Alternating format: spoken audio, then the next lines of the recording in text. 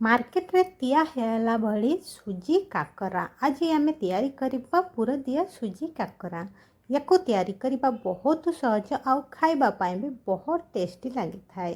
देखंतु मु याकु फाड़ करके देखौछि बहुत गरम अछि एबे तो सेथिपा धरिबा पाए भी होछि आ देखंतु केते सुंदर भाबरे हमर पूरा नै कि भरिछि आ एई भली भाबरे आपण तैयारी करंतु सुजी काकरा बहुत टेस्टी लागिबो।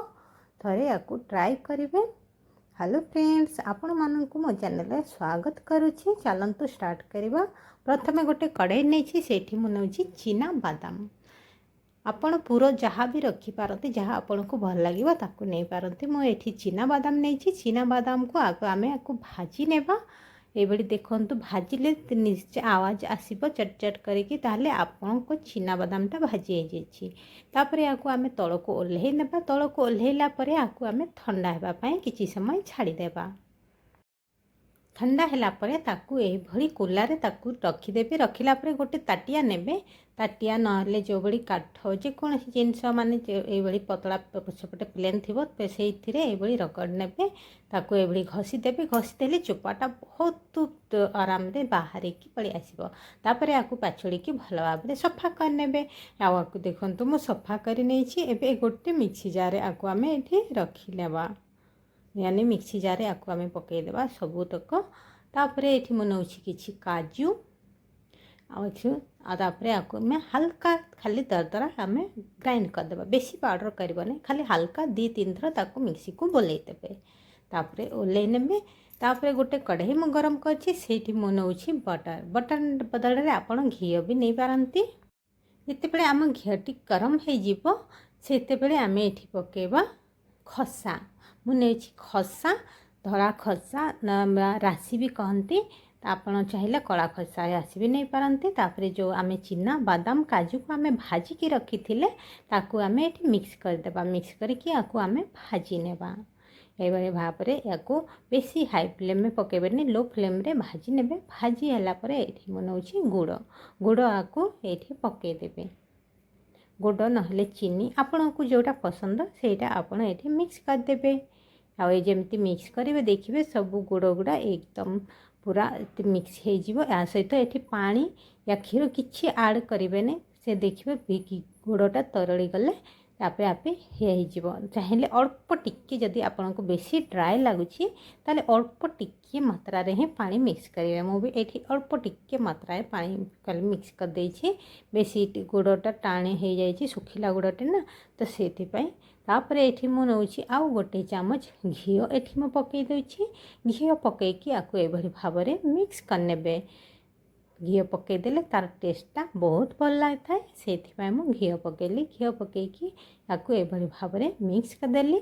तो ये आम पुरटी देखंतु तैयारी हे गला। ताकु गोटे कौनसी पात्र आमे काढ़ी देबा टाटिया रे नहले जे कौनसी आरे भी आकु एभली भाबरे काढ़ी साइड कर देबा। तापरे गोटे नेछि आ गोटे कढ़ई आ सेठी नउछि मो पानी।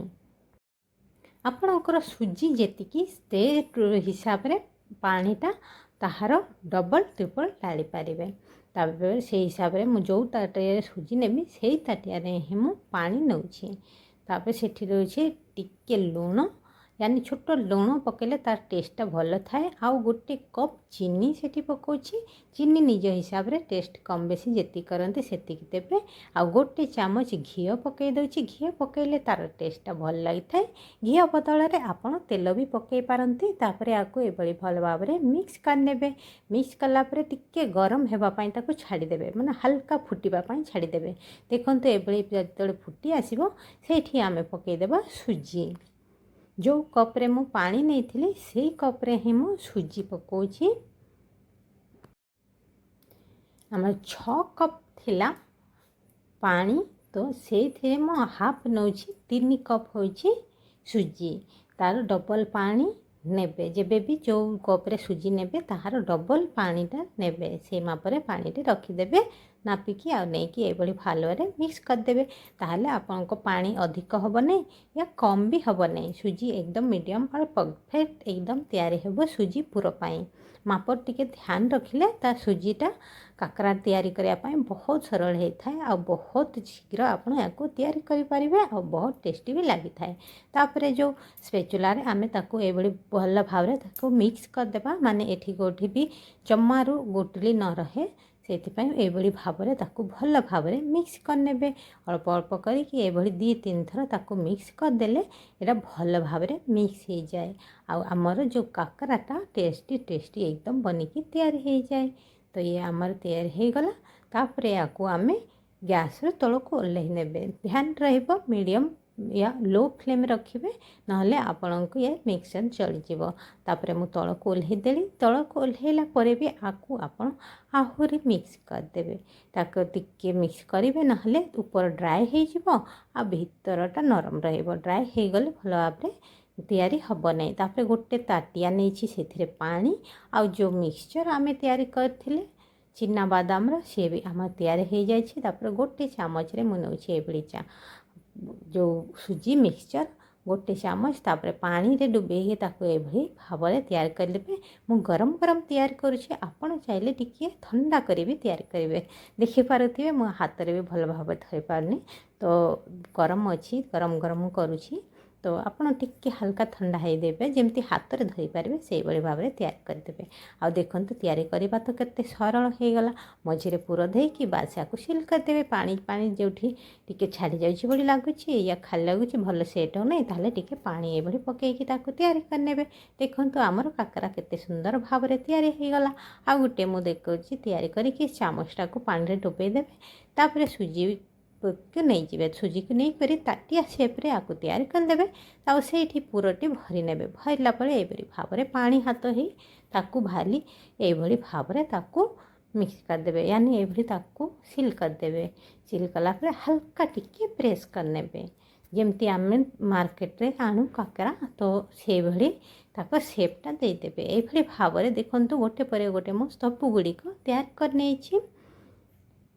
आपण चाहिए एकाथरे तैयार करके रखिपारे ना तैयारी कर जाऊे एपटे छाणीवाई जाऊे। तापर कढ़ई में तेल आगु गरम करके रखीदे से आम पकईदेवा निज हिसाब से कम बेसी जी आपण तेल पकई पारती से हिसाब से अधिक छाणी पारे। मुझे 4टे लेखाएं छाणुची आपण चाहिए आडे भी अधिक करिकी आपण अधिक बड़ कढ़ई या बड़ आपण नहीं तेल अधिक नहीं ताले अधिक मात्रा या छाणी पारे। आउ देखते ये ओल्ट पाल्ट करके आपको भल भाव में सीझापी छेड़देवे।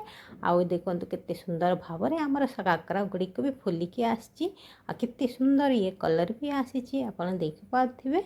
आउ ये भाव में देखो काकराटी आम बनिकी तैयारी हो जाइए। आपको मु हटकेस रे बाहर करके रखुची। हटकेस रखिले ये बेसी समय गरम रही था। ये भाव में सबू काकरा गुड़िक आम तैयारी करने आउ छाणीदेवा। ये भाव में देखूँ ये पर्यंत तेल गरम करी से पर्यंत मो सबू काकरा गुड़िक तैयारी कर नहीं। ये देखूँ सब गुड़िक आपण भी चाहिए ये एकाथरे तैयारी करके गोटे पर गोटे छाणी चलिए। तापर ये भाव में सब तेल गुड़िक ये मु पकई दूची। ये भाव में सब गुड़िक मु छाणी नौची। देखूँ केते सुंदर है काकराटी। आपण ये घरे तैयारी करंतु गरमा गरम आउ खातु बहुत टेस्टी लगे। थरे निश्चय ट्राए करेंगे। ये भी आमर छानी हो जाइए। आपको भी मु बाहर करुँची। देखो केते सुंदर है भाव में फुलिकी आसी केते सुंदर है। आउ सब गुड़िक ये भाव में मु देखूँ सब गुड़िक मु छाणी देछि।